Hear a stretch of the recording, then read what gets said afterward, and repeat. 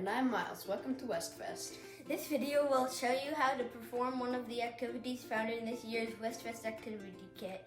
If you do not have a kit, you can go to go.osu.edu/WestFestKit 2025 to find the list of needed supplies which you may have lying around the house. Some of these activities do require adult supervision for safety. Enjoy the video.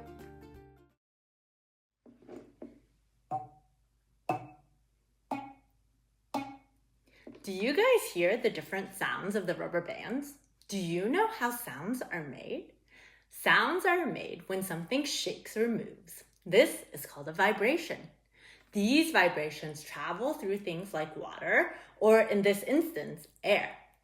Vibration causes tiny particles that make up the air to move back and forth. This movement spreads out like the ripples in a pond, going in all directions. When these moving particles reach our ears, they make our eardrums shake too. Our brain then can turn those shakes into sounds we can understand. Oh, what's that noise?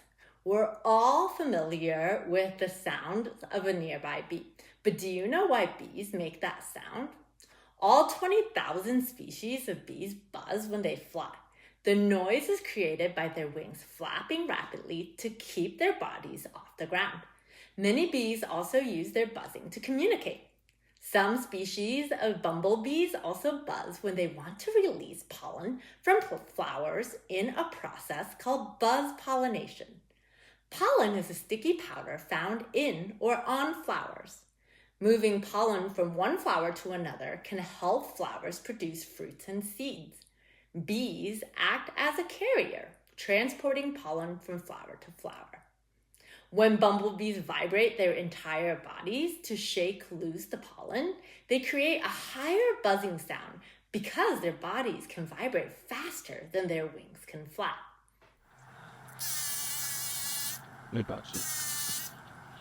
Let's make a bee buzzer. You will need the supplies from the Buzzing Pollinator bag, including the rubber bands, craft stick, eraser caps, yarn, and note card. The stickers are for if you're interested in decorating. You'll also need some items not included in the kit, such as scissors and a stapler. First, place an eraser on each end of the craft stick.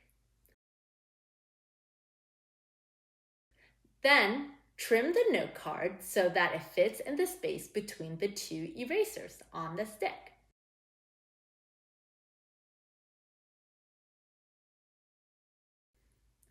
Staple the note card to the craft stick with two staples, one close to each side of the eraser. Cut the yarn into roughly a 2-foot long section of yarn. Tie the yarn next to one end of the eraser, knotting to secure the yarn. You want to make sure the bulky knot is pointed away from the note card.